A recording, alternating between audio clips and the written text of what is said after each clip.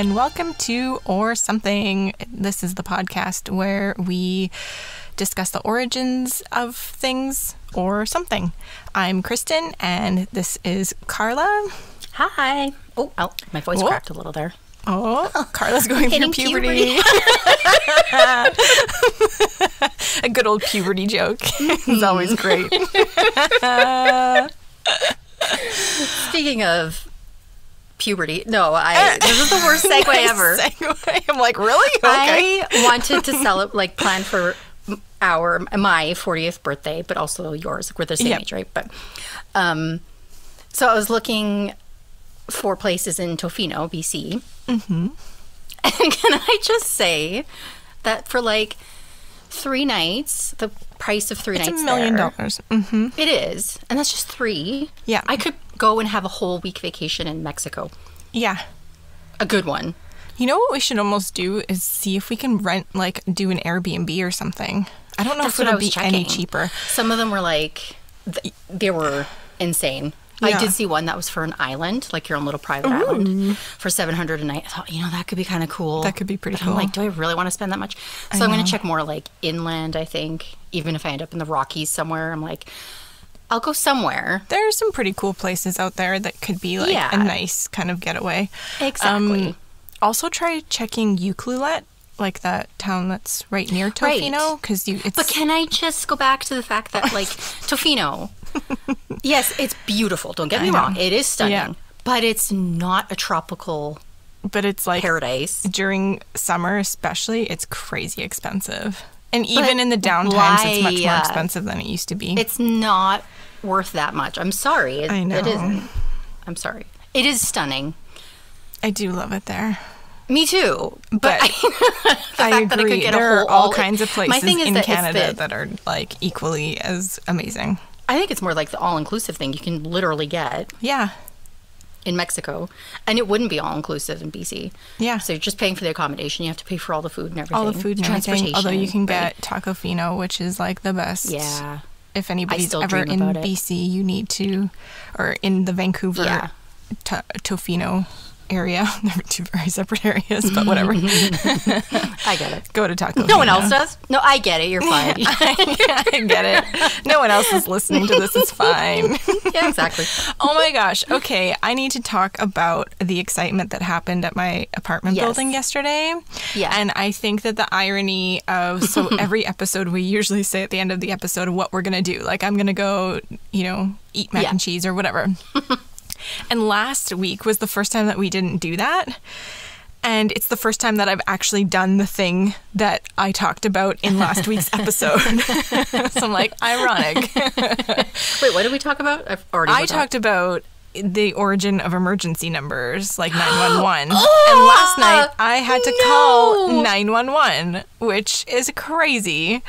Yeah. I didn't even put 2 and 2 together. Yeah. Isn't that nuts? I know. I thought of it last night and I was like, what the hell? This is payback. We always have to say we're going to go do something. Well, but you got that Amazon catalog after we did the catalog episode. Yeah, that's true. Whoa, creepy. This is creepy. I'm only going to do really good topics from now on. What is the origin of $1 million? What's the origin of lottery tickets and winning Just them? Lottery tickets? Yeah. Just the ticket. I find one, but they're all duds. And I don't clue in at all. What's the origin of stepping in a puddle? It's a terrible episode and a terrible thing. It's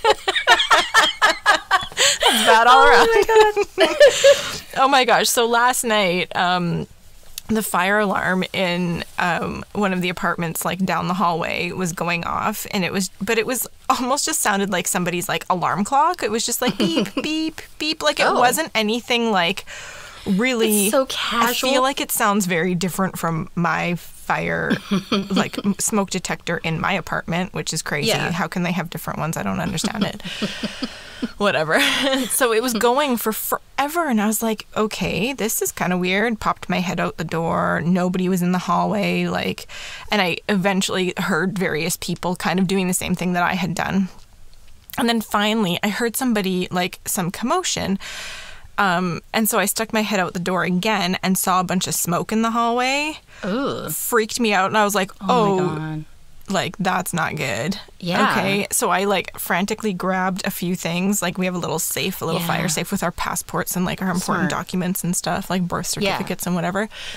So I grabbed that, my laptop, and I couldn't find Greg's. Like Greg has a hard drive that he has like all of his like photographs and everything on, Oh, no. which I have my little hard drives that are in the fire safe. Yeah. And I couldn't find it, so I was like, I felt like I had to grab something of his. So I did grab his camera bag, which is fun, like is good because it's valuable information. You grab like a ratty old sweater. Yeah, basically just a bunch of like dirty underwear or something. What? But because Greg's not here right now, I was like, okay, I've got to get something of his to like, you know. And then of course when I talked to him afterwards, he's like, oh, who cares about the camera? He's like, why didn't you take my bike? I'm like, I'm not gonna take your bike off of the balcony. But now I know I know what the most important thing is to him. His bike. Okay, Greg, if you ever listen to this, your wife is like trying to get out of a burning building and she's clumsily taking this giant bike down some stairs. I mean, he did realize how crazy that was. He's like, no, of course not, but like that was the thing. He's like, I don't really care about anything else. I'm like, okay, good to know. The hard drive and the bike, that's it. Oh my gosh, a bike will just go flying out the balcony window. But yeah, that's what I could do is just throw it over. He'd be like, no. We make the firefighters stand at the bottom with one of those big like trampoline things. You're on the bottom. My bike. Somebody get my bike. Oh my God, yeah. Somebody get my bike. But so I had to like, I went out because still the building alarm wasn't going off. And I was like, what the heck? So I went out and there was just like this woman with her 2 kids. And I was like, there's smoke in the hallway. She's like, I know, this is crazy. And so we went out and then I was like, do I need to call 911? And she's like, probably. And I'm like, oh, but also I was like, why are you giving me attitude? You were out here first. Like, you could have called 911. Like, why is it? It was kind of like this attitude, like, yeah, you probably should. And I'm like, well, you should. Getting all competitive. Oh my God, I can't. So I called them and the lady said right away, what service do you need? Like police, ambulance, fire. And I was like, oh, okay, that's cool. So it's like fire department. Because you go into the whole history with her. Hey, did you know? Did you know? Ma'am. In Winnipeg, there were only 8 of you operators. And women are paid less than men. Ooh. You're surrounded by Start flames. a healthy debate. Yeah. But she told me, she was like, is the building alarm, like, is everybody out? And I was like, no, there's only a couple people out here and I see like lights on and stuff. Like it was maybe 9 o'clock at night, so it wasn't crazy late. Yeah. All the cars were there, so I'm like, there must be people here. And like there's not very many of us out here. So she told me to go back in and pull the building alarm. This is like an not old fashioned, but like the typical thing. So I went in and she's like, it's gonna be really loud, but do it. I'm like, and I didn't want to tell her on the phone, but I'm like, this is gonna be kind of fun because you're never allowed to pull the alarm. Oh, I know. If we ever did like that that's in a school, big deal, right? Oh boy. Yeah.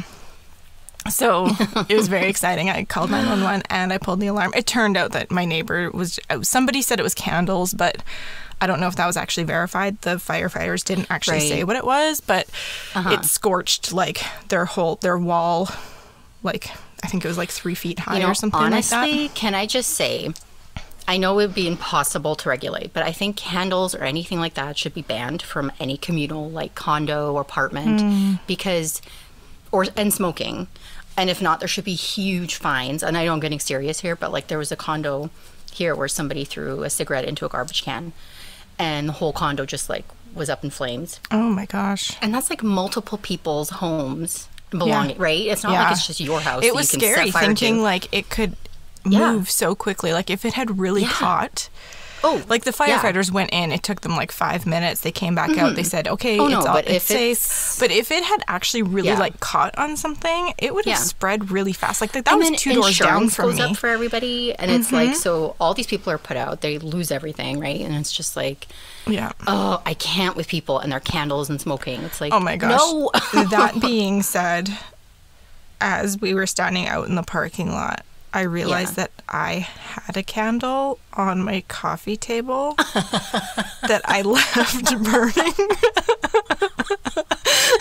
It was in a really big jar, so I'm like, even if it's there for a while, it'll just burn itself out. It's okay. Everybody, including you, shush.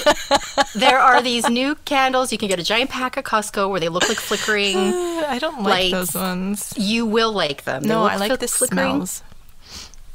Well, just spray some like crapper on the house. Like, I don't care.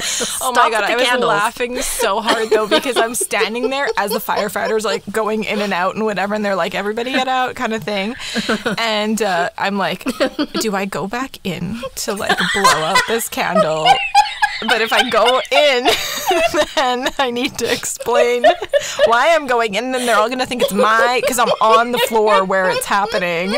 Like, I'm like, no, I'm just going to like play it cool. And then they said we could go in. Literally the first thing I did was like, I ran into the apartment, didn't even take my like muddy shoes off, and went and blew that candle out. It was like, it's so small and not like a big deal, but it's still, I was like, the irony will not be good if I burn my apartment down now. Well, the firefighters were there already, so. Yeah, true. And then this morning at like 7 a.m, their stupid alarm went off again. What? And I was like, what? I heard the beeping and I just like panicked. Oh, maybe they were like resetting it or testing it or something? I don't know. But I went out in the hall and my next door neighbor, who's like between me and the other people, he was standing out in the hall. And I was like, again? And he's like, I know, I don't know what's going on. So he went to like go listen. But then it got turned off. And I was like, don't frickin' tell me, people. Like, it's going to be a daily occurrence. The worst part with like the alarm, like building wide alarms is like, I know when, remember that little apartment we were at that in downtown Edmonton, there was this kind of new apartment, and they were still working on the loft. There's like construction, and it's just a bunch of young kids basically living in this apartment complex, right? And young kid, we're all 12.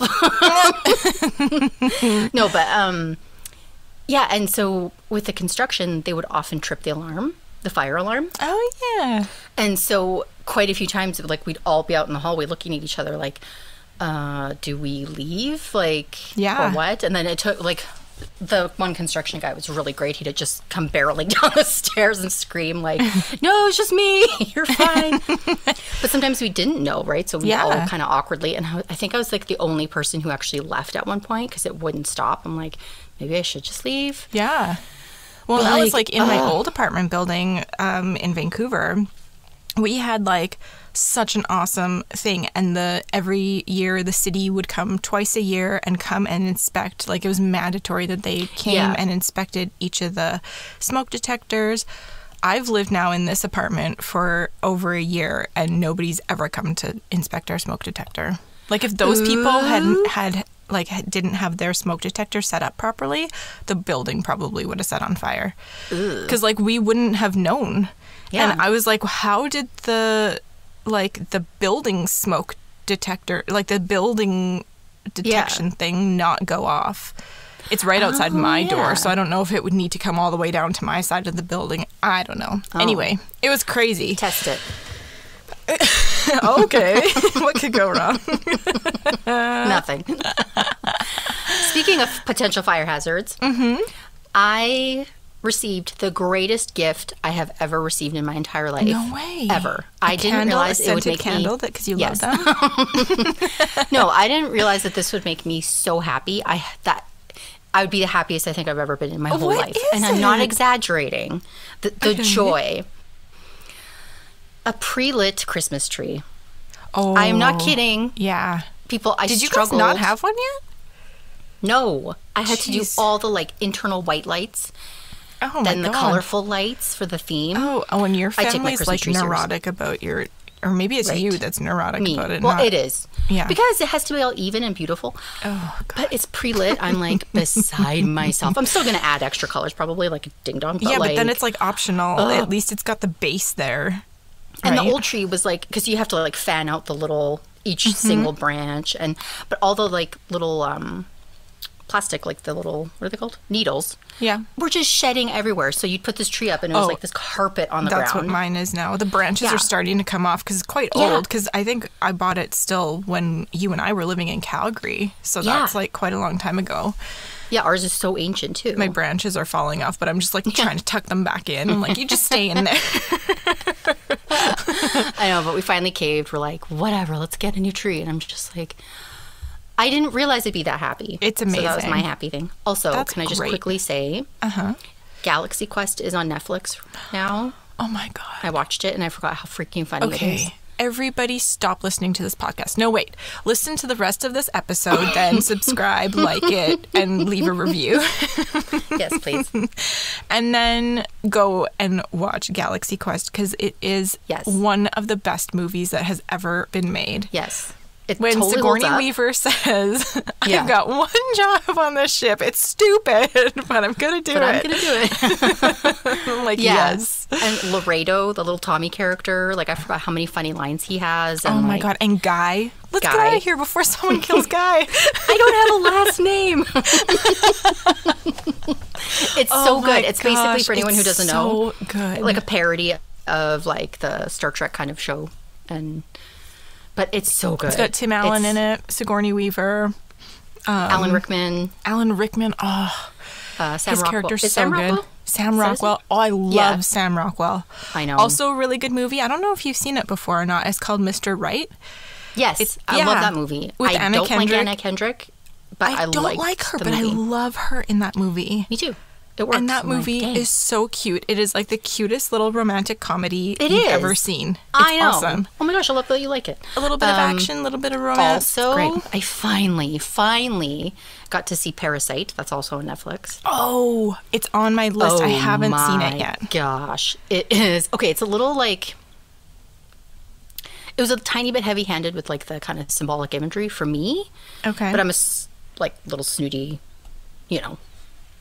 person, Yeah. film watcher. But like, yeah. dang, Yeah, you're very analytical about things. Yeah. Yeah. But it's so good, like amazing. I watched, So- what did I watch recently? I watched Squid Games. oh, was Have that you good? watched that yet? Not yet. You know, it actually kind of is. Yeah, It's my dad was saying weird. it's better than Parasite. I'm like, why are you comparing it? Is it just because they're Korean? Like, come on. Probably, yeah. They're all the same. They all look the same. He only watches Korean shows, so I don't know why he compared the two. It's so funny that specifically, he's but- so obsessed with Korean shows. Oh, I know. Mostly soap operas, but still. And he'll come to me and be like, "It's a historical document." I'm Oh my like, God. No, it's not. "No." That's not actually what it's like in Korea. Does he want to go to Korea? You should get that Japan, as a yeah, gift for him. I know, but sometime. I'm assuming. Yeah. Yeah, that'd be cool. Let's just ship him off to Korea. Let them deal with him. No, I'm kidding. No yeah, Squid comment? Games is pretty good. Yeah, it's awfully silent over there. Squid Games is pretty good. It reminds me of Battle Royale. Like everything's kind of remember Oh. Battle Royale? Yeah, I do. Japanese movie That was really good. that was like so good, so violent. If anybody also hasn't seen that, but they have an interest in kind of like, it's like the OG Hunger Games without all the weird actual competitions and stuff. Yeah. And I'm Where, like, this it's like Lord of the Flies. It's like, Karla, it's like how Lord old of are you? Kind of, yeah. But it's not. But it's not. It's really good. So for anybody who's like kind of a movie buff and wants to track down this old Japanese movie called Battle Royale, I would recommend Yeah. it. It's surprisingly good. Yeah. It's very violent yeah. though, so like, but if you liked Squid Games, you'll probably like this. 'Cause Oh, is Squid Games like violent? It's pretty violent, yeah. Oh, okay. It's like a bunch of people who join this game, and like the game is that they could get killed if they don't complete it properly, like each section of it, and if they win, they get a bunch of money. See, So I've been they- just reading all like the people, like the critiques of it, not the reviews, but like critiques of like the translation and everything. And but I'm Right. like dying to see it. People are just loving it. I think you should watch it. I will. Yeah. It was a little bit slow at some times of like how, kind of the story progression where you're like, okay, get on with it. Get on with like the game part, because you're like, it does a pretty good job of making you freaking terrified.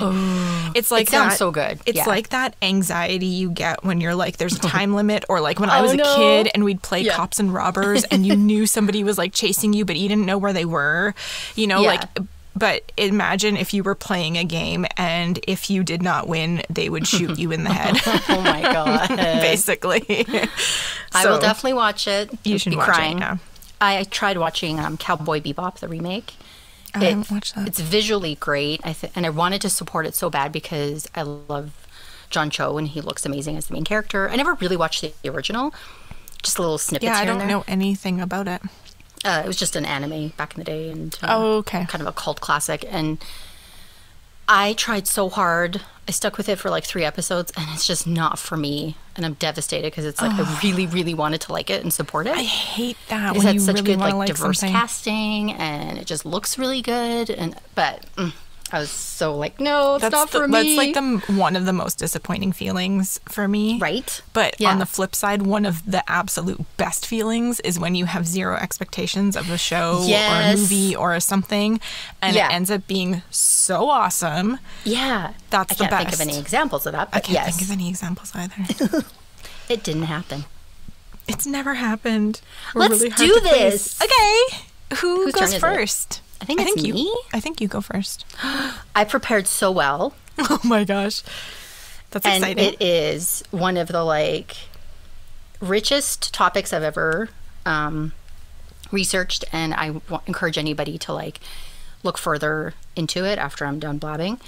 It also has the craziest facts in the history of the world. I love it so much. No way.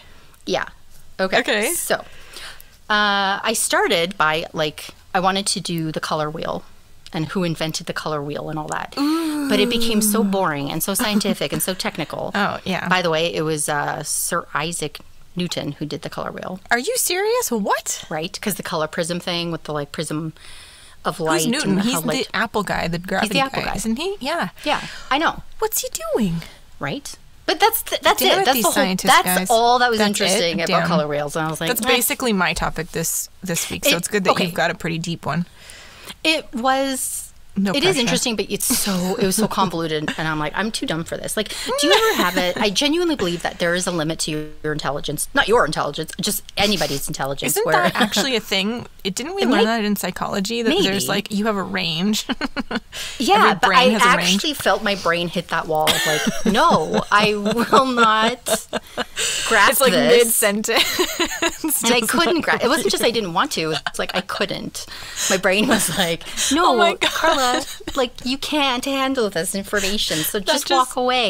That totally made me think. This is so unrelated and off topic, but it made me think like you stopping kind of like mid-sentence, like, Kate, that's the limit of it, was when we were in university together and we always would fall asleep in class, but like there were like 3 of us in our classes together, so we always would make sure like case one person's awake and taking notes, and we'll share with the others. And so there would be a lot of times where I'd be like, oh, look, Karla's taking notes. So cool. I can just chill if I miss a bit and I end up falling asleep in class or whatever. Karla's got this.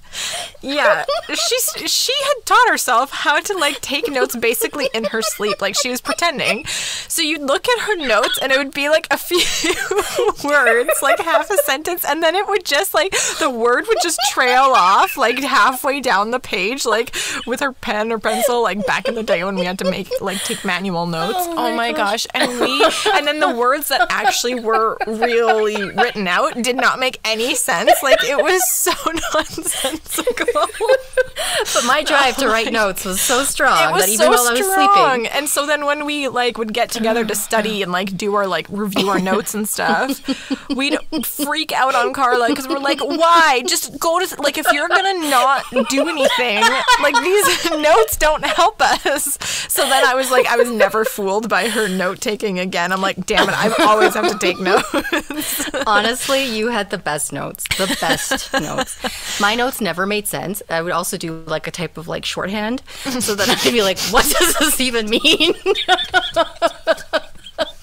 I started doing that with my research for this podcast. I was like, I don't know what I mean. You're shorthand that you had no idea what your abbreviations meant at all, and it would be the constant debate of like, well, it could either be this or it could be that, and it would change the whole meaning. And you have a memory of like, I don't even know what has a good memory. Elephants. Oh my gosh! Or you had the best memory. Pretty good memory.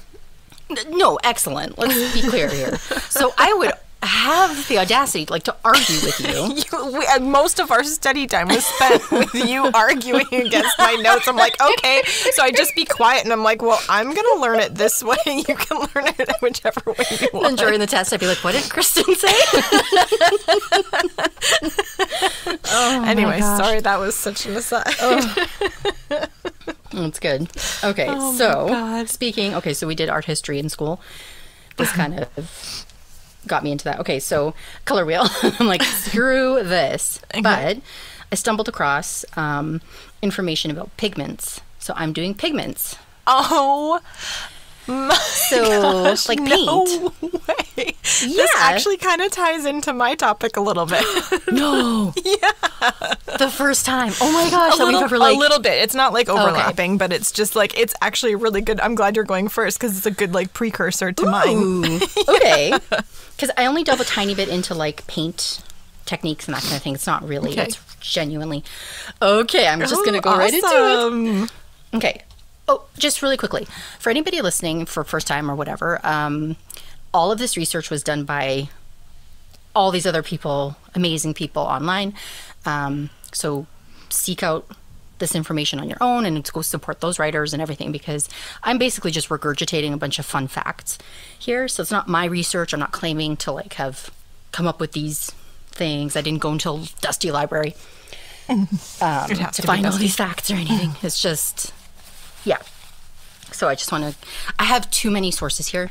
I'd be listing for about 10 minutes. Okay. But I promise this is amazing. Okay. So this is all true. This is all true. Dude, I'm so excited. This is like the best thing ever. And you'll be like, this is stupid. Okay. So it starts kind of dry, but ochre, mm-hmm. O-C-H-R-E, for anyone who doesn't know, is the oldest known pigment in the world. It's an earth-based pigment. Other earth-based pigments are sienna and umber. So people have probably heard of those colors. So just really quickly, pigment is anything that can kind of like be at like any, you know what, screw it. People know what pigments are. I have so much information, I have to shut up. Okay. Ochres are natural minerals found in iron-rich soil with varying proportions of iron, oxygen, and hydrogen. The intensity of color depends on the degree of oxidation and hydration of the iron oxides, and the color becomes browner depending on the percentage of manganese dioxide and redder based on the percentage of hematite. That was all very technical, but I just wanted to kind of set the scene. Oh my gosh, that kind of stuff fascinates me so much. Actually, this year I was thinking of getting into like rock hounding, like seriously. Ooh. Because like all of these like crazy minerals and rocks and stuff you can find, they're just like in the ground underneath us, and we think that it's nothing, and you can smash one open and there's like a bloody, like there's a gem inside of it or something. Like it's so cool. My nephew's friend just found one like with this beautiful geode inside, and I'm just like, what? How did you? Yeah, it's possible. Anyway, sorry. So people think ochre is red, but it's actually a naturally occurring yellow mineral pigment. Oh, and depending on the recipe, it comes in a wide range of colors, from light yellow to red to brown. See, I just always imagine kind of like a rusty, reddish Yeah, that's why I didn't mention the color at first. I just wanted to say ochre. Cool. But, heat treating can change the color of ochre, and there's evidence of this being done as far back as the Middle Stone Age. They found a cave site in South Africa, actually. Cool. Ochre provided red, yellow, and brown paints for a wide range of uses, such as rock art, prehistoric cave art, and even human tattoos. It is also associated with human burial sites as well. One burial site was covered in ochre. They found it in a cave, actually, and they dated it to the Upper Paleolithic. So it's about 23,000 years ago. Whoa. But this is the craziest. The earliest known use of ochre so far that was found is from a Homo erectus site that is about 285,000 years old. Holy I didn't even cow. realize. And by 250,000 to 200,000 years old, Neanderthals were also using ochre. And still in use today. So it's like, that's the most So it must original have been basic. like readily available then, hey? Yeah, it was just found in the soil, and Yeah. they kind of like, yeah. Crazy. What did they use it for back then? They would It's a also often little carve Mona Lisa into it as well. Really? So- Or- Yeah. really? Well, Little stick figure. there's some amazing art back in the, like some of the cave paintings, but I'll Yeah. get to that. But I'll also cover like white was one of the original pigments and black, but that's later. Okay. So just generally, I'm going to do quick development things. So as we go forward in time, we find many ancient civilizations developing more advanced processes for making pigments. The Egyptian, Chinese, Harappan, Phoenician, and Greek civilizations are known for huge contributions to pigment making. So basically what happened is earth colors were cleaned and washed, increasing their strength and purity. And along came new pigments from minerals such as malachite, azurite, and cinnabar. Whoa. And some specific examples of like innovation, just for funsies. Egyptians developed the lake making process, and lakes are actually a type of pigment. Okay. Like literally like water lake, but they mix natural dyes with a metallic salt. And what the lake isn't water soluble, so they'd mix it with like, but it was soluble with like oil and that kind of thing. So yep. it would kind of coat objects and stuff. It wasn't like literal like, ooh, water painting time. Yeah, yeah. Much later, Italians roasted earth colors, sienna and umber, so that's how you get burnt sienna and burnt umber. You probably heard the No terms, way. right? Yeah. The Chinese were noted for Han or Chinese purple. They found evidence of that about 1200 BC. I didn't really get to delve into Chinese purple, but they were also noted for vermilion, which has kind of a mysterious past, and I will get to that later. Cool. So I'm going to jump around a little bit now because I want to focus on like specific pigments. It's much more exciting that way. Okay. It's like the best way to organize it because each individual pigment has its own story and became like a huge lucrative thing and like, oh my gosh, like a huge industry, right? Well, yeah, because wasn't it like it ended up becoming very symbolic of like which people could afford which colors and stuff for their clothing. Exactly. I guess that's for dyes and stuff later, but yeah, but I guess it's the same thing, right? It's the same. It is the same. Okay. Yeah. Okay, so I'll start with cinnabar. I'm going to kind of ease us into it, and by the end, it's going to be complete insanity. Okay. So, white and lead white. Oh, sorry, did I already say I'm going to organize this by color? I think so. Okay, sorry. Yeah, by pigment, yeah. So one of the original colors ever in any kind of art, cave paintings and whatnot, is white. People used calcite or chalk in cave paintings and stuff. A great example of where you'll see white and ochre and black is the Lascaux caves in France. Oh, yeah. I looked up the pronunciation. Ooh, apparently hey. it's Lascaux. So I'm like, oh, okay. weird. And they're about 27,000 years old. But what I want to focus on is something called lead white. Ooh. This is my favorite sentence I think I've ever read in any research. Okay, ready? Of all the pigments that have been banned over the centuries, the color most missed by painters is likely lead white. So that sets the tone perfectly. So many pigments are banned. We'll get into it. Oh my gosh, because they kill everybody probably, right? Well, basically. It's just asbestos white.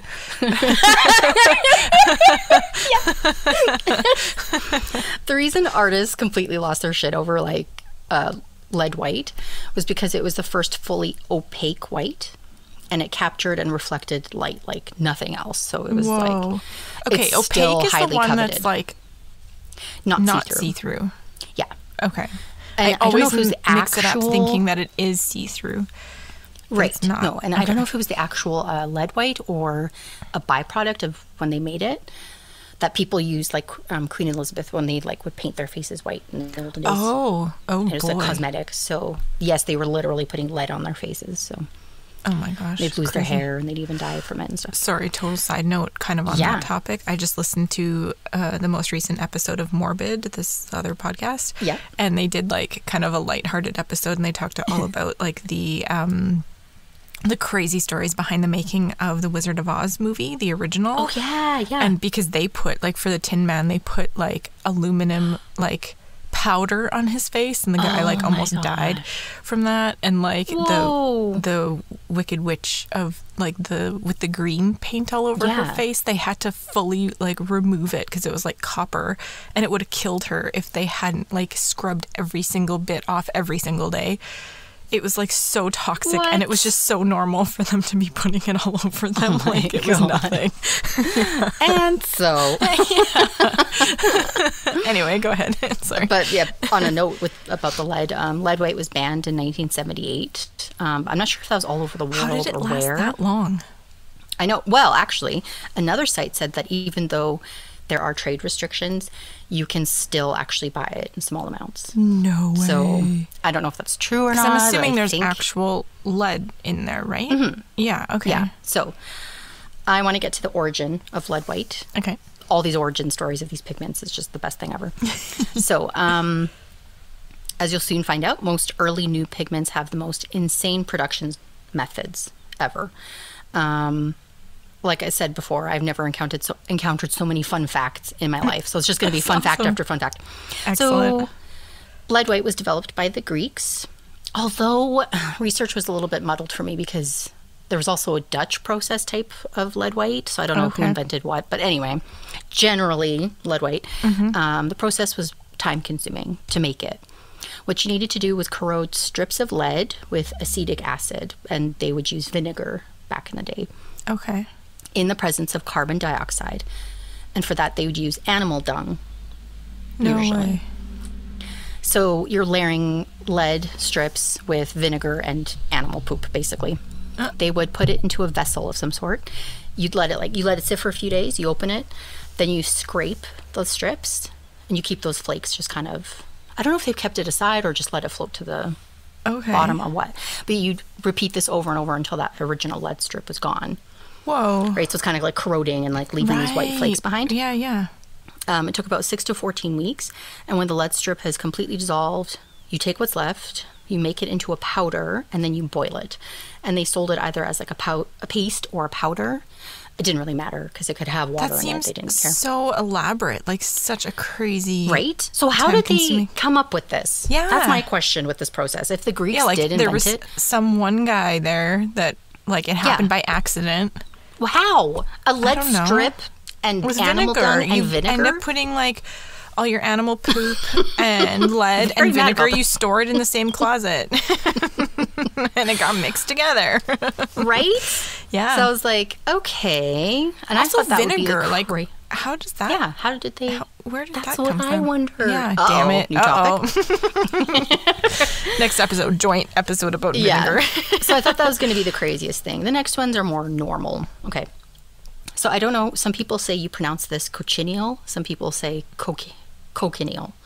Okay. I'll say Cochineal just because it's fun to say. Mm-hmm. So Cochineal or Carmine Red. A cochineal bug is only found on the prickly pear cactus in Mexico. Whoa. The ancient Aztecs were the first ones to domesticate this bug, and the Aztec word for the bug is actually means cactus blood. Wait a second, they domesticated a bug? I think they just kind of like probably like harvested it and kind of like maybe in the same way that we have beekeepers. I would assume that bees to some extent would be considered domesticated. Yeah.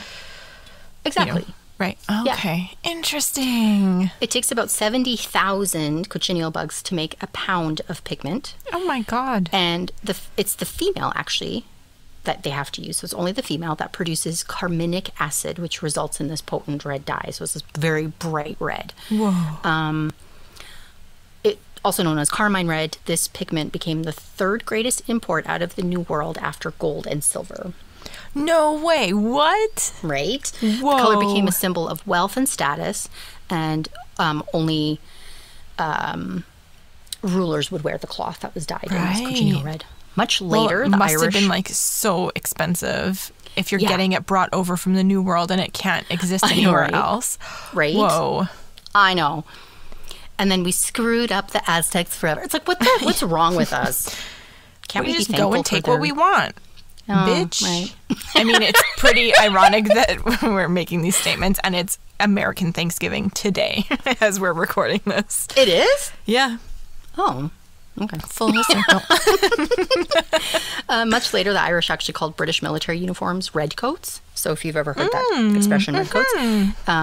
So lower ranking men, their uniforms were dyed with like a madder root kind of red dye. So it wasn't as good. But the top ranking guys had cochineal red. So they had the proper red. So that's like kind of the red coat thing. Cool. Okay. Now I'm skipping to ultramarine blue. What? Okay. Okay. So since medieval times, if you know anything about like art history or whatever, you'll know that Mary's robes were painted blue, right? Yeah. That specific ultramarine blue, it was like a religious symbol, but it had a hefty price tag. And the reason, again, it was very specific. So ultramarine blue comes from lapis lazuli, stone. Yeah. A gemstone here. So a gemstone that for centuries could only be found in a single mountain range in Afghanistan. No way. It's also called true blue or royal blue. Some people claim the Phoenicians, which we'll cover later, made royal blue, but I kind of feel like, I don't know how far back. Maybe they did make it. Anyway. So ultramarine was kind of like the first type of blue that... Sorry, is that what you were saying? I was singing True Blue while you were talking. I think it was. Okay. Yes, it is. The first, yeah, it is. Okay. The first blue. Super ancient. Crazy, because I just assumed it would be like the, like the royal blue or because like back in the olden times, all you see in movies is like the typical like red and blue, like not ultramarine or, No, I know, nice right? light colors. Ultramarine is definitely like, just the lapis color. But then, there was also indigo, which I cover later. Oh, so I can't quite remember which one's older. Sorry. Okay. I don't recall. know. It's totally fine. So, so this is also called royal blue and stuff. But the richest patrons could afford it. So again, money talks. Only the rich could use this pigment, right? Well, because that's crazy. Thinking of that, even thinking of that now, trying to get like ultramarine pigment from Afghanistan now with Amazon and with like planes and all this stuff still would be difficult. Like it still would take quite some time for you to get your hands on it. I wonder if they still to make a degree, right? But on think that of note, it back then. How much money would you have to make that happen? Oh, I know. That's crazy. And the amount of work that goes into some of these, right? It's like, what? Yeah. In 1828, a chemist created the low-cost French ultramarine, a French chemist. Okay. It was chemically the same as the genuine ultramarine color, but it was finer and had no impurities of the lapis rock. Okay. So generally around the 1800s, that's when they were creating synthetic pigments. Wow. Okay. There's also an ancient Egyptian blue that was made somewhere around 3000 BCE, and also a Mayan blue, which is like a really pretty turquoise kind of pigment, but I'm not getting into that. Okay. I'm skipping to Prussian blue. Ooh. Okay, in 1704, chemist color maker Heinrich Diesbach was messing around with a pigment recipe, which called for cochineal insects that we talked about, alum, iron sulfate, and potash. It's potash, right? Or potash? I think it's potash. Potash? Yeah. He actually ran out of potash, so he borrowed some from a friend. That's how the article put it. I'm like, okay. Was that necessary? Some eggs and potash, sure. The potash was contaminated with an iron cyanide kind of thing, which resulted in a deep blue substance. Whoa. It was actually the first chemically synthesized color. No way. Again, this is Prussian blue. And in paintings, it's actually kind of like this weird light blue. Oh. Even though they say it's a deep blue, but it kind of comes across as very like. But he sold it to painters at the Prussian court, hence the name Prussian blue, I guess. Yeah. By 1710, it arrives in Paris, and artists like Watteau, Fragonard, and Boucher used it like liberally. Whoa. And so apparently artists could now produce the full color wheel and use blue just wherever they wanted on the canvas, because it was such a like vibrant, rich blue. They didn't have to do like weird what's the color wheel thing where you have to use, what is it called, the opposite colors, complementary colors. The complementary color, have to kind of put certain colors beside each other so it would stand out on the canvas. Now they have a chance to be like, let's party. They could just go to town and have that color be vibrant. Okay. Wow. Okay, so the next few colors are just super brief. Okay, because I can't wait to get to the good stuff. So, and since I'm talking about the master painters, this fits into that category. So, yellow, again, yellow is usually from ochre or saffron even, but and that's like ancient. Like I think the Minoans even used saffron yellow, but they developed synthetic chrome yellow. And artists like Turner and Van Gogh were obsessed with it. This chrome yellow was lead-based, so again, it could cause delirium, and some people claimed it like caused some deaths and whatnot, right? Right. And like Van Gogh's like weird. He's nuts, yeah. Yeah. Green. Okay, so green pigments have been some of the most poisonous in history. There was a Scheele's green or Scheele's green, I'm not sure how to pronounce it. In 1775, a Swedish chemist named Carl Wilhelm Scheele invented Scheele's green, which was laced with arsenic. It was cheap and extremely popular, so people were just having at it with this arsenic paint. Gimme. Then they were like, let's make a more durable version of this green. It's called Paris green. It was made with copper and arsenic. It was used by Monet, Cezanne, Renoir. It was also used as a rodenticide and insecticide. So you could paint beautiful paintings. My gosh. And kill the rats around you. You know what's crazy is that isn't that even like now some of the I know like the little ant like insecticide stuff they come in like little green blocks. They're green. Maybe not. Oh. I think I remember that from like years and years. No, probably not. But it's interesting that they are green color. Well, it's poison. Maybe, maybe it is. Ooh. Briefly about purple. In 1841, some guy. Okay, so also the advent of because pigments generally, if you buy them now, they're usually just crushed up powders that you'd have to mix with. So in the old days, it would be natural stuff like resin, wax, oils, that kind of thing. Yeah. And it's the same now. Like I actually had some pigment and it's just powdered color. It's so cool. It's just powder. Cool. You have to mix it.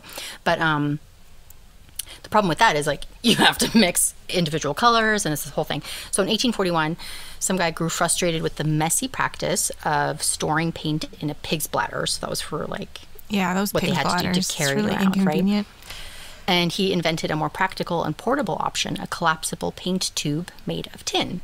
No way. So all the artists, Monet and the gang, they were like, dang, we could do pre-mixed paints. And they were like, oh my gosh, let's make purple. So purple became this.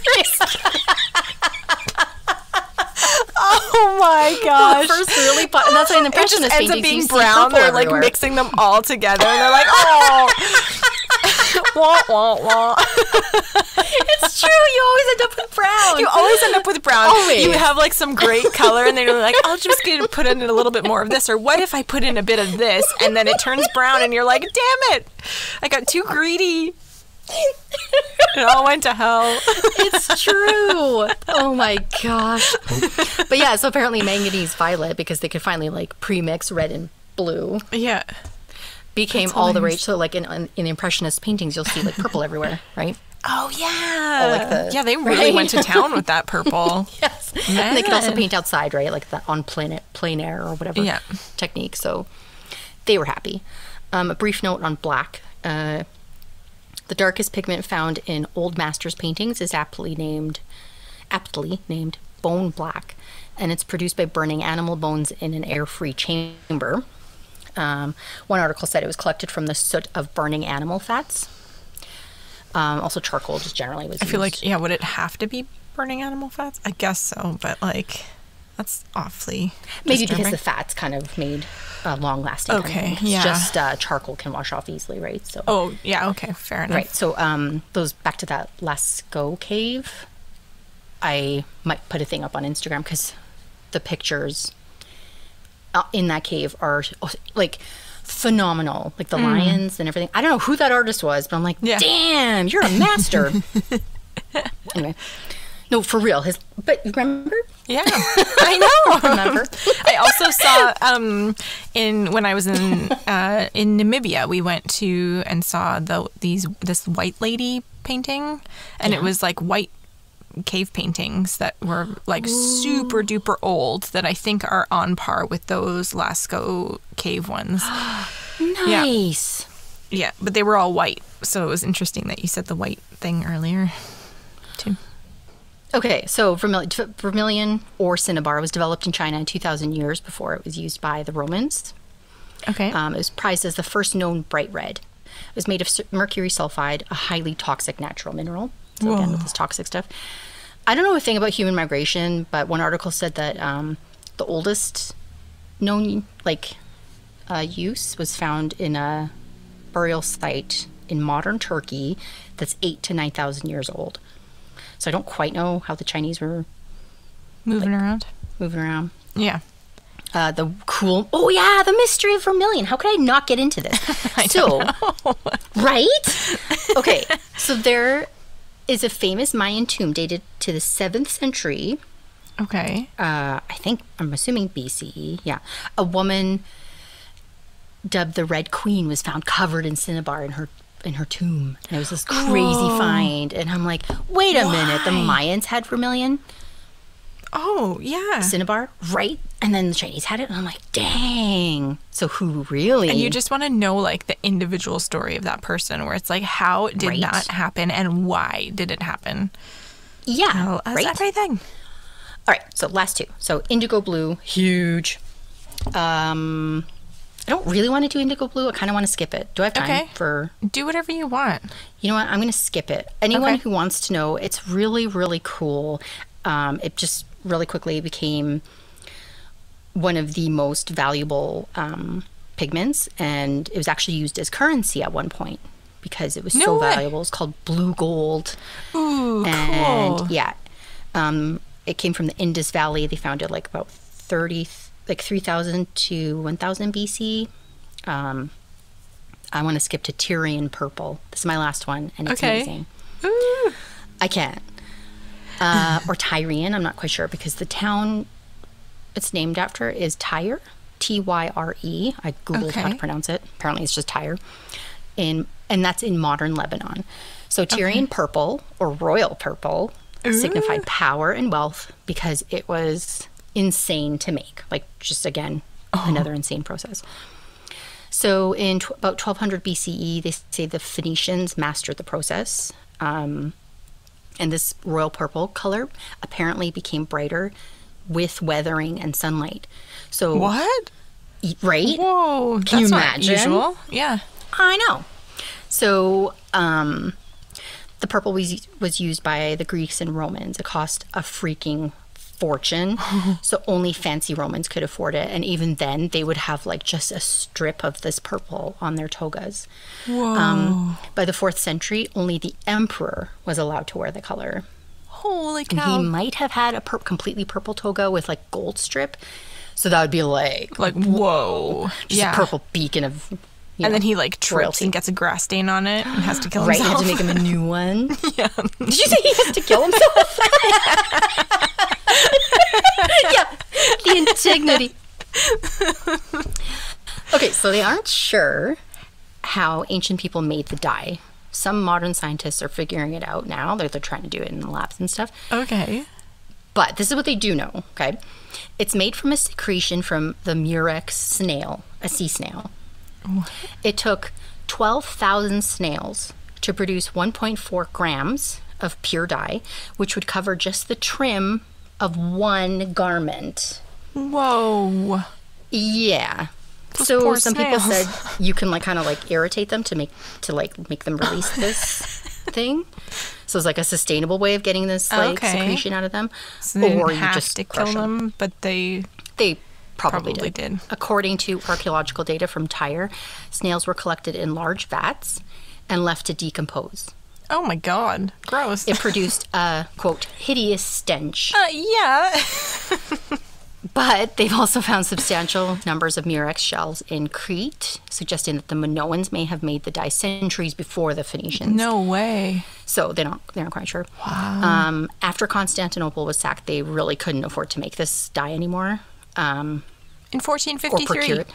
Right? Constantinople. So they turned to vermilion instead. So that's kind of where vermilion Okay. took root. One archaeologist actually said they found that purple dye, like the snails again, in ancient Mexico. So Whoa. apparently. These snails got around. Okay. Right? Yeah. Yeah. Okay, this is the best part of everything, and that's why I couldn't wait to get to the end. Murex dyed clothes smelled really, really awful. And it might have lasted as long as the color did. In an ancient Egyptian text, it says, the hands of the dyer reek like rotting fish. Oh no. That's awful. Yeah. So pervasive was the stench that the Talmud specifically granted women the right to divorce any husband who became a dyer after marriage. The end. He's like, I'm going to make all this money, baby. Don't worry. And she's like, you smell like fish. Right? Oh my gosh. That's hilarious. Super quick, I just want to go back to Indigo. I should have just done Indigo, whatever. People keep trying to give credit to this like 16-year-old daughter of some lieutenant governor guy. He was like, here's some plantations, honey. Why don't you grow something? And she's like, okay, daddy. And then her and her husband were like, let's build or plant indigo. But I love that she had a husband when she was 16.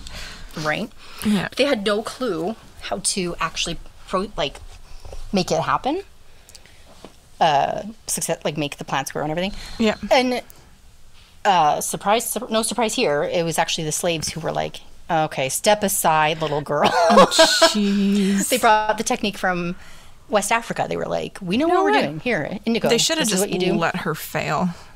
It's Right. like, they're better people. So apparently it's like this big thing like in certain African cultures, like they have like the beautiful indigo kind of like fabrics and stuff like that, and it was like a status symbol for them too and that kind of thing. Cool. So, that's it. Wow, that's Can you imagine? awesome. Okay, let's just walk through my life. So here I am. Yeah. Oh, I'm going to do pigments. Why not? And then I thought it'd be like really scientific. Like this guy in a lab did this, which happened. Yeah. But like arsenic, decaying snails. Crazy. People were like using it as currency. Like I love that. I can't. I'm so excited right now. So cool. That's always I got way too fascinated me. excited. And I love that you did this because it leads so perfectly into my topic. And in my topic, there are talk of pigments. And I actually thought, wouldn't that be interesting to talk about, like, where did all these colors come from? And I was like, no, I'm not going to delve into that because I'm doing kind of a different topic. So whatever, we'll just have to cover that some other day. So it's crazy that you did this. I love it. That is crazy. Okay, so what's your topic? I am doing this week. We kind of talked about it the other day during one of our topics that we love the colors, but they never turn out the same as they are on the wrapper. I am doing the origin of crayons. Oh my gosh. Okay, so my sources for this are Wikipedia, Crayola.com, obviously, todayifoundout.com, kidsdiscover.com, and Smithsonian Magazine. Nice. Okay, so in the modern English speaking word, the term crayon is commonly associated with the standard wax crayon, and it's primarily used by children for coloring. But they didn't start that way. Whoop, whoop. Aww. Crayons as we know them today were being developed all over the place. So, and kind of at the same time, it actually, wax crayons became like a really competitive field, and there were so many companies doing it. So their origin is a little bit vague of like the actual origin because a lot of people were doing it at the same time. Yeah. So I've kind of like... It was the Micmac. Probably. Crayons. There were a bunch of snails doing something. It's fine. I'm traumatized forever. My God. Yeah. So I've kind of split it up into like the different types of origins, like some of the ways that they came about, and I've got some specific information in there. But there was a lot of stuff going on with them by a lot of different people. So whatever. Okay. I've just focused on certain things. Deal with it. What I did. Yeah. Get really defensive. That's my stance now. At the beginning of all my things, just get really defensive and nobody will argue with you. Exactly. Yeah. Okay, so the ancient origins were, so the idea to combine a form of wax with pigment goes back to classical history. Encaustic painting is a technique that uses hot beeswax combined with colored pigment to bind the color to the stone. Side note, I actually got to see a encaustic painter guy, his studio. I got to watch him do encaustic painting. Oh, yeah? Yeah, cool. It was really cool. But anyway. That's so cool. Yeah. Then a heat source is used to fix the image in place. So that's encaustic painting. It was used back by the Egyptians, the Romans, the Greeks, and even indigenous people in the Philippines. And it's still used today. Pliny the Elder, who's a Roman scholar, was thought to describe the first techniques of wax crayon drawings. What? Like through this, like there. Hey, he came up in my research too. Oh yeah, dude had a lot of opinions about art. Pliny the Elder. He's the only one who knew how to write. That's why he's like, I'll tell everybody what I think. And that's how it goes. True. So, however, like this whole process wasn't made into a form that was intended to be held and like colored with. Like they didn't create the actual crayon like that would be like a pencil so that you could write with it. So that never happened in the ancient times. Right. So in Europe, some of the first cylinder-shaped crayons were made with charcoal and oil. And pastels share roots with the modern crayon and date back to Leonardo da Vinci in 1495. Oh. Some early French artists, including Francois Clouet, who lived from 1510 to 1572, and Nicolas Lagneau, who lived from 1590 to 1666. They used crayons in their early art projects. Clouet used crayons for his modeled portraits, which were so elaborate that he caught the attention of Henry V, who knighted him. He ended up becoming a court... Sorry. This is beautiful. I knight you. Like... Yeah, exactly. A great job. Be a knight. It's like a gold star. Yeah, exactly. He became a court painter, and his entire art career began and consisted of wax crayon art. Like, or he put it in his art all the time. For a second, I just imagined law court. I'm like, wait, they had those? You know, like the court drawing artists? Oh my, that's probably so exactly what it was. Some guy just yelling from the stand. That's what it was, yeah. And then Lagneau, Nicolas Lagneau, illustrated his portraits with outlines in wax crayons with tints of watercolor. What? So these guys were like actual artists, and they were using wax crayons. Now, the wax crayons at this time were not like Crayola, like what we think of now. Right. But they were kind of the beginnings of it. That's still like more mixed media than I expected. Whoa. Yeah, that's exactly what I thought. I was surprised by that. Right? So Conté crayons were created in Paris in 1795, and they were a hybrid between a pastel and a conventional crayon.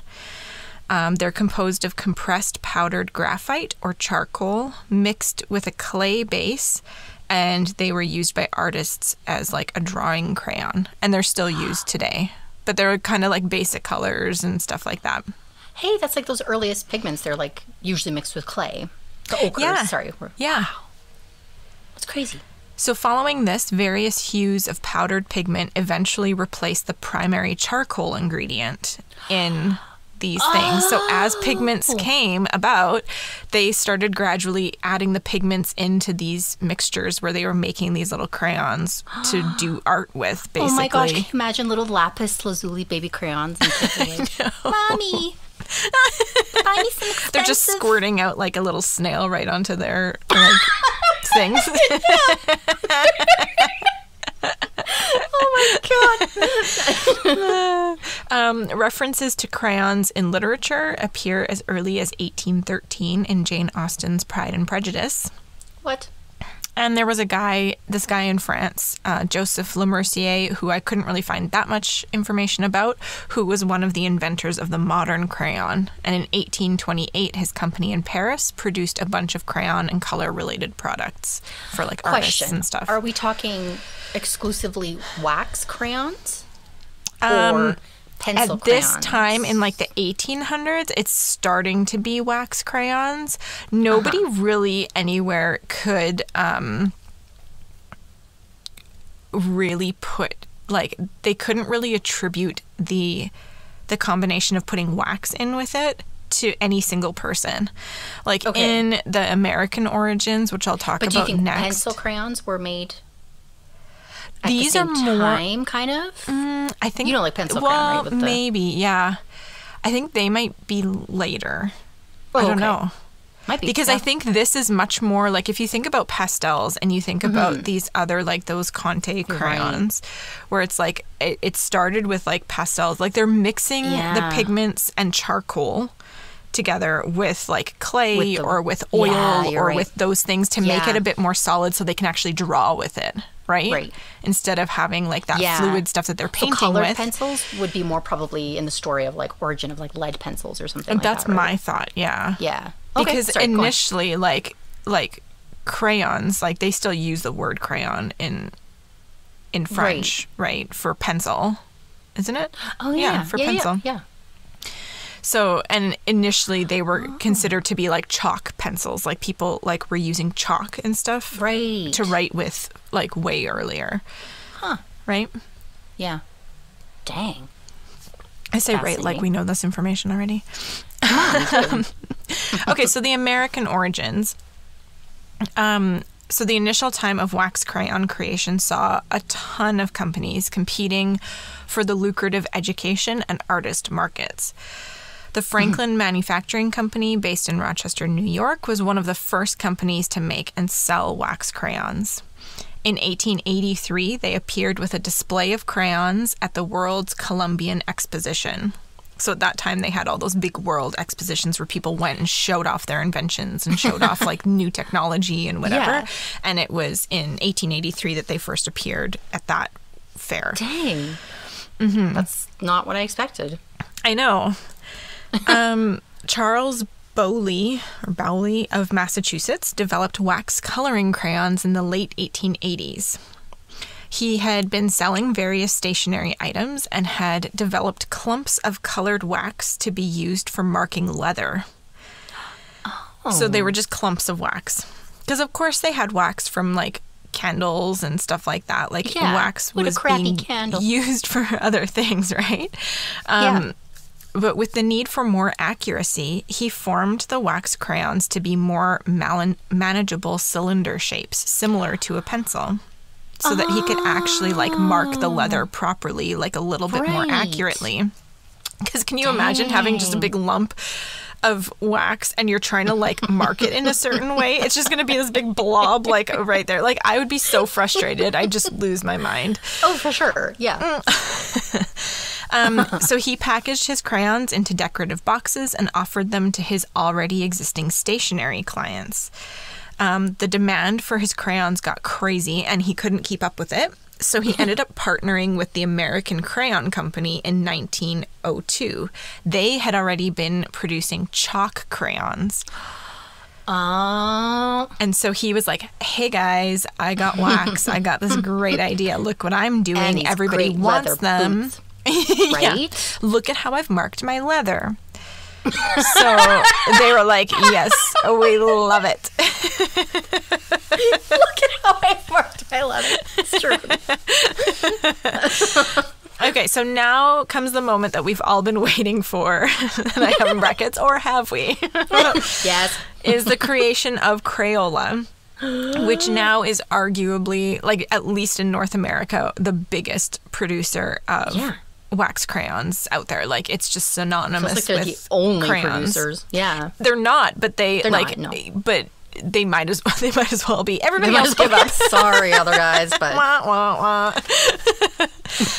Okay, so Edwin Binney and C. Harold Smith were cousins who took over Binney's dad's company in 1885, and this company was called the Peekskill Chemical Works in a town called Peekskill in upstate New York. Okay. The company was making charcoal and lamp black, which is a black pigment made from soot that's left over when oil is burnt. That's the black from the old master painting. Yeah. So in one place it was described as being created by burning whale and carbon black. Like, and I was like, burning whale? Is that like a euphemism for some other kind of like thing? Maybe euphemism isn't the right word to use there, but And then when I looked it up, it's like, no, literally like burning whale like fat and whale blubber. Yeah. Which they used for everything there. And then I got a little devastated and had a little moment of silence for the whales. I felt bad. So they also made chalk products. They developed a red pigment for barn paints and a carbon black that made rubber tires stronger. Because before that, rubber tires were all white. Rubber that is used in tires is naturally white. Or it's naturally like a light color. Why am I just learning this? And they realized that if you infuse that rubber with this carbon black color, it would make the tires much stronger and would make them last longer. I know, isn't that crazy? How? I know, right? I don't know. Ask them. So from 1900 to 1902, they started making pencils and dustless chalk for school blackboards. So basically, like, this chemical works factory is just making a ton of stuff. They're developing all these different things, and they're working on all these like, other in the education market already. Yeah, they're getting into the education market. So in 1902, they developed a marking crayon that was used primarily for industrial uses, like marking crates and barrels. Maybe they marked a little bit of leather. Who's to say? And then in 1903, Edwin Binney's wife, Alice, who she had been a school teacher before they got married. Yeah. She suggested that the company manufacture an inexpensive alternative to the imported crayons of that era. And she was thinking, because she was used to working with kids, like, it'd be cool if it was color, like that they did a bunch of different colors and like that kind of thing. So she was like, hey, let's do this. And then she came up with the name Crayola. What's her name again? Her name's Alice Binney. Alice Binney? Lady? You're girl. A hero. Right? Yeah. Damn. So she combined the French word for chalk, which is cray, with oleaginous, which means oily. Right. So basically oily chalk. Which is what it was. It's oily chalk. It isn't. I love it. Oily chalk. It is now. So, and the original pigments that had been used in other colored crayons were not safe for kids, obviously, as we have discussed in your part of this episode. So they developed crayons and pigments that would be safe if swallowed by children. Nice. So they didn't, the first colors weren't like arsenic green and, you know, they name all the colors. Exactly.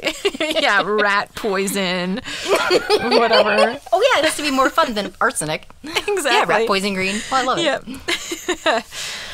So that's kind of how Crayola started. So in all, there were over 300 documented crayon manufacturers in the United States and many more in other countries around the world.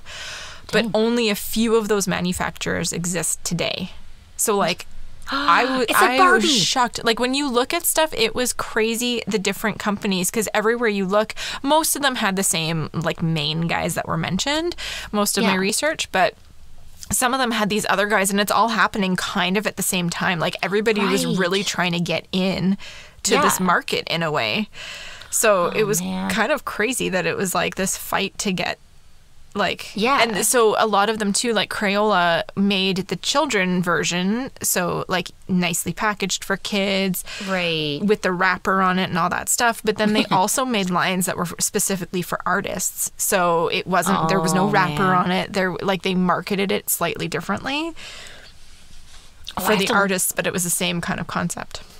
I want to Google vintage ones because I want to see what the unwrapped. It was actually kind of cool, looking at the vintage ones. Like, there were some, if you just Google like early Crayola things, like there are boxes of, you know, the original had 8 colors in it, and like, oh my gosh. So the boxes for the kids were marketed saying like fun to learn and stuff like that, and then the boxes for the artists were obviously different. Like, they didn't have the same things on them. Huh. So that's like the basic history of the crayon. It's a little bit vague, but it's kind of out there. And now I just have a bunch of fun facts about Crayola. Yes. Okay. So only 3 Crayola crayon colors have had their original names changed in the entire history of the company. What? So those 3 colors were Indian Red was changed to Chestnut in 1998. Good call. Yes. Prussian Blue was changed to Midnight Blue in 1958 because the kids didn't know what Prussia was. Like, they didn't know where that didn't exist anymore, so they didn't know what that was. Why is Prussian Blue described as dark and now Midnight Blue? It's so crazy. Because I swear it looked all like light blue in the paintings. But who knows? But that's the thing though with the crayons, that those were the colors that when you actually went to put it on your page, it was way lighter than what it looked like. Those bastards. Mind you, they would, in old paintings, do like a white first, and then they sometimes just do washes of color. Don't tell me how they painted. Oh, wait, third one. Okay, the third one was changing the color flesh to be named peach in 1962, which was actually earlier than I would expect that to be. Why? Because it's not everybody's flesh color. Oh my gosh, I'm such a ding dong. But in 1962, I guess maybe it was civil rights movements and stuff. Maybe that's when they did it, which is pretty progressive. Yeah. And speaking of progressive, have you seen they have like just a box now of all different kinds of skin-colored crayons? I did see that. Cute. And then I thought, who would want just all skin tones? Like, you've got to have other colors in there. It looked so boring to me, but I thought it was really cool. Yeah. That they did that. The 100 billionth Crayola crayon was produced. Sorry, to go back, that wasn't my bias that I think all flesh color was peach. I meant more like that the word itself was somehow offensive. Like, yeah. Although it kind of is, like flesh. It is, It makes me think gross things, like like Hannibal Lecter or something. Or right? Like See, and that's where my brain went right away. Yeah. So, anyway. That's what my brain did at first too, and then I was like, oh wait, yeah, that makes sense actually. That's really cool. Yeah. I love that Prussian blue thing. As soon as you said the Prussian blue, I was like, ooh. I've got something to say about that. Oh my gosh. Okay, so the 100 billionth Crayola crayon was produced in 1996 and was molded by Mr. Rogers in an episode of Mr. Rogers' Neighborhood. No. Isn't that crazy? 100 billion crayons. Nuts. That's nuts. So they started doing it, in 1903? Yeah. Right? Yeah. From 1903 to 1996, they made 100 billion crayons. Gee. That's nuts. Okay, according to a survey done by Crayola in the year 2000 that over 25,000 people voted in, the world's favorite Crayola crayon color is blue. That's awfully boring. I would have hoped they would be more specific. But whatever. Yeah.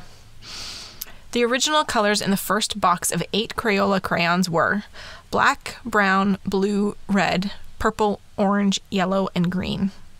And these first boxes of crayons sold for a nickel at the time that they were created. According to a study done at Yale University, the smell of Crayola crayons is the 18th most recognizable scent to adult Americans. It's true. Isn't that and I know when I read that, I was like, it's so true. Yeah. The top 2 most recognizable scents in that study were coffee and peanut butter. Peanut butter? Yeah. It's pretty recognizable. No, it is. It just surprised me that was number 2. I think you can't really mistake it for anything soap else, or though. soap would be number 2. Ooh, yeah. Oh, but that's soaps can have true. different scents, right? And other things can smell like soap. You're right. Yeah. I'm always right. Crayons. But, yeah, when you think of crayons, I can smell it right now. Me too. I have a whole box right next to me. I know. I'm like so tempted to run and get my crayons. I have like a million wax crayons all over the house. I'm definitely going to color after this. I'm just going to sniff them. Yeah, exactly. Last little fun fact. Since 1903, more than 600 shades of Crayola crayons have been produced. What? Over that whole time. Yeah, 600 shades. Wait, but they're still producing, do you think? Or they just like, some are obsolete, do you think? I think it's that they have been produced. So I think some of them that have come out, they haven't kept them around. Oh, they have like limited edition colors too. Like I know they Yeah. had a Star Wars pack and it had like cool, like kind of sparkly Yeah, and that's the thing too. They said they came out with like glitter ones at some point, and like they've come out with metallic ones and like all these different things. They have washable ones. So there's this guy that like he got awarded the patent for it. He worked for Crayola and he invented washable wax crayons. And he got the patent for that. That's impressive. Year 2000 or something like that. Yeah. Dang. So they're constantly like doing stuff, and like we said, they came out with that box recently of like all these different shades of like skin tone colors. So like going from like super dark to super light, like everything in between. It's really cool. So I think they're still constantly innovating and like doing all kinds of stuff. But Crayola is like massive, right? Oh, like man. They're huge, and I think it's at somewhere. Oh no, go ahead. Just the only downside of Crayola I find is putting the crayons back in the box. Yeah. They never fit, and I'm jamming one in like relentlessly because it's just they won't fit back in the box. And they keep sliding around. You're like, how is this possible? They were sitting in here perfectly before. Yeah. Yeah. And also the ones with the sharpener built into the box. Oh, yeah. On countless occasions have accidentally like shaken out the shavings. Yeah, so same. Wax all over the carpet. It's like, ugh. Yeah. I hate when crayons, like the best thing in the whole world is a brand new box of crayons when they're all sharp. And they're all amazing. And not broken in half. Yeah. And not then dull. They get dull. And then you're like, sure. But that's why the sharpener actually is cool, because it goes right back to the original. Sharpen it. Oh, does it? See, I never used one of the original sharpeners like in the box. Yeah. I guess that would be good. I just used like my old El Cheapo like pencil sharpener. And I mean, obviously it made it sharp, but like it just was never the same again. There's nothing that will compare to the original. I know. Brand new sharp crayon. Did you ever make in school those art things where you put like wax paper and you put your like different colored wax shavings from your crayons? Like where if you emptied out your little shavings. You empty out your little sharpener. Yeah. And it was wax crayon? It was wax crayons, and then you put them in between, like another piece of wax paper on top, and then you put the iron. You use an iron and you melted it all, and it was like artwork. It made me feel like an artist because I was not very good at drawing, and I was like, wow, I made something cool. Oh man, that's a blast to the past. I completely forgot about that, actually. Whoa. I only remember the classic technique of like, I still do it for Easter eggs sometimes, where you do the white wax crayon, then you do the dye or paint over it so that the paint doesn't stick to the... I know with Flynn, my nephew, he was doing homeschooling because of the pandemic, and I was his little teacher, and he did spelling tests every week, or a spelling kind of practice every week, and one of the things was to use wax crayons and then color over with like marker. Oh my gosh. And it never gets old to me. Seeing the letters just appear, it's like something magic. So satisfying about that. Oh man. But dang, I can't believe wax crayons were like so old. Like now I'm obsessed. I want to buy old crayons. I was just so surprised that that there was so much competition to do it at that time. I actually did think it would be a little bit more clear cut of this was the first person to think, hey, I'm going to put wax in instead of like charcoal and oil and all this other garbage that like was leaving people's hands all messy and all that kind of stuff. Like, and don't forget the arsenic, leaving them dead. Yeah, exactly. Can I like have mine without arsenic, please? That'd be great. Yeah, because it would get all over their hands, right? So with all the pastels and all those things, and the early crayons before wax crayons, like it would get all over their hands. So can you imagine if they were trying to do the pigments, like the industrial ones were not safe for kids, so they're not safe for adults either. You know, like they probably had lead and arsenic and all that stuff in it. Yeah. You know, and like it's getting all over the place. And then I'm sure they're not washing their hands all that well then, because it's like they probably didn't have like the same running water, the same soaps, all that kind of stuff, like way back in the day. So they're probably eating and just like eating. That's why life expectancy was like, if you were 35, you're basically an old person, like just a geriatric. Like I love we would have been dead. Statement you just made. Life expectancy was so much shorter because of wax crayons. no, you not guys wax have crayons. solved The other thing. No, pastels, I mean, and chalk. Yeah. We're defending the wax crayon. It's true. You live longer. This is all true. I like how you always start your little story with like a disclaimer of like, I haven't done, I'm not a researcher, blah, blah, blah, like all this stuff. And I'm like, no, this is fact. It is for sure. I make wild speculations about history. Oh, no, I'll gladly make wild speculations too. But I don't But do you say it with such conviction? I do not. Actually, you do make a lot of speculations. What's so great about it? Listen, yeah, don't I argue with me. I'm right. I love working with charcoal and pastels, like nothing else. Oil I and hate chalk it. pastels. You get so messy. But you get so messy. I know. That's the one downside. Like, you have to, like, guard your work. I love crayons so much because you can draw and you can make it like when you want it to be lighter, you can get all fuzzy and it'll cover quite a bit of the area and you can make it nice and even. I always want to like wax crayons more. Pencil crayons are my jam. That's where or colored pencils, but like pencil crayons as well. They blend better. I've got a it's just pretty so much big better, collection. Yeah. Yeah, but wax crayons are like wax crayons can be a bit annoying. Yeah. And the feel of them and like the novelty and like seeing like I love sorting them. Like, oh my gosh. Little rainbow color pattern, right? It's pretty great for like OCD. Yeah. I do love coloring though. I have to say I've always loved coloring. Here's a fun fact about me. When I was in kindergarten, so I was like, what, 5? Yeah, 5. I think so, yeah.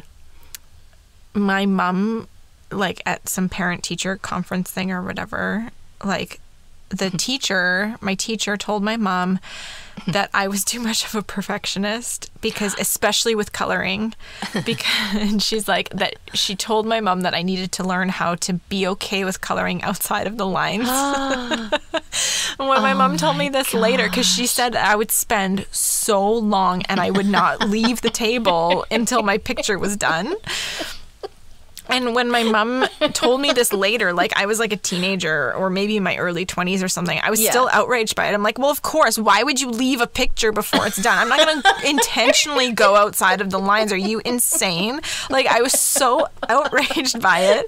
And I had such a distinct memory of sitting at the little round table in kindergarten and the little boy next to me threw up all over the table.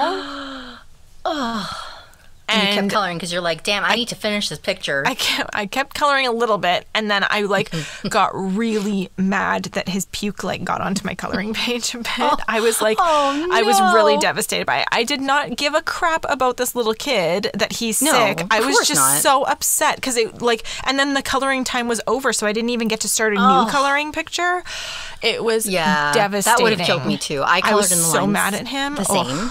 Yeah. The only comment I ever got though was a substitute teacher. She was like talking to the kid behind me who's coloring all over the place, and she's like, I don't know what his name was, but she's like, Tommy, why don't you just try coloring like Karla, like in the lines a little bit? And I was like, puffing out my chest, all proud, like, I'm being noticed for my inside the color or line coloring.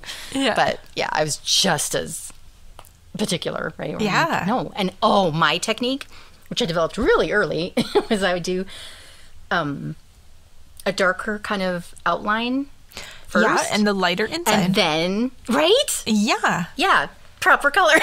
Proper coloring. Hello. Then the shading, like Barbie's hair, that really taught me. And some people, when they would like go like so heavy, even with like a pencil crayon or a crayon. My nephew would do that. Like and run out of it, and you're like, what are you doing, moron? Especially with markers, they'll do that. They'll go like completely nuts, really, really hard, and it starts fading, and you're like, would you just relax? You're like, did you not see that coming? You have to plan ahead a little bit, dummy. Color lightly, like gentle touch. I'm always, oh my gosh, my nephew gave me palpitations because he would color outside of the lines. He wouldn't even finish in areas. I'm like, there's a gap there. There's a gap there. I'm like the worst teacher in the history of the world because it's like, fill it in, finish. Oh my gosh, exactly. Like, you can't just leave it like that, you idiot. I just berate children. The worst is like, yeah. So I have a few adult coloring books because it's all trendy. Like, a few years ago, it became all trendy again. So I've got a few adult ones, but I definitely still have my Barbie coloring books, which we've already established how much I loved Barbie. And the coloring books, even better. They were the best. And it's really funny that, like, I know you and I always color in Barbie coloring books, and like then we you taught me actually to do crazy stuff, because you get really like crazy with like the colors, and like you're really good with that kind of stuff, and I was such a rule follower where I was like, what? No. Well, sometimes I'd want the pretty Barbie, and then other times I'd be like, you're like, come on, punk rock. Exactly. You always do the punk rock, like ball gowns and stuff. It was awesome. But I remember like having my like nieces and nephew over when they were much younger, and like thinking, okay, well, what can they play with? And it's one of the things that I have, but then not wanting them to touch my coloring books. Like, I don't want you, because of course they see the Barbie, and I'm like, no, I'll pick a page for you guys to do. And of course my little niece would be like, I don't know, 4 or 5, and she's like, I want to do this one. It's like the best one of Barbie, where you could do her whole makeup and everything. Yeah, and like the makeup and the earrings and just enough hair, but not so much hair that it covers the whole page, right? Exactly. Nothing too crazy. Just the same color. Yeah. That's my pet peeve with coloring books, when it's just one block that would you would just do one color in the whole thing. So it's like basically 50 or 60% of the page would be one color. Exactly. Which is like what those are the pages, the sheets that I would give to my niece to do, because it's like, okay, you're just going to scribble it in it anyway. It's not even going to look like anything. So you can wreck that sheet. But then I remember a few times. Yeah, exactly. Like, who wants to do that? Nobody. But some little 4-year-old can do it. It's fine. Exactly. You know? Yeah, but I remember just watching her like getting really like insanely protective of it. I've got issues, is what I'm trying to establish. Oh my gosh, I could talk about this for forever. Obviously, I know. Yeah. Okay, but we should save something for next week. That was so cool. This is the first time that our topics have kind of like coincided a little bit. Right? And I love that you went first. Worse and worse. Pretty soon we're going to be doing the exact same topic at the exact same time. It's going to be amazing. Everybody, tune in. Every week. It's going to be great. It's going to get worse. Yeah. I mean. And make sure that you subscribe if you like it. Rate, review, all those things. It really helps us if you do that. And follow us on Instagram. We are at podcast.or.something. And Karla is excellent at posting all kinds of fun stuff on there. Don't be shy. If anybody's listening, just comment and ask us questions or ask us to do a topic. Yeah, we should do that one week where it's like, okay, we're taking suggestions of what do you want us to do, and then we'll ignore the suggestions. Yeah, maybe they're not commenting because you said that you would yell at anybody who did. Look. Karla won't yell, she promises. She won't yell right away anyway. I'm Canadian. I'm too nice to yell. Yeah, she'll yell and then she'll apologize for it. Sorry. That's right. Exactly. Okay, talk to you guys next week. Bye. Bye.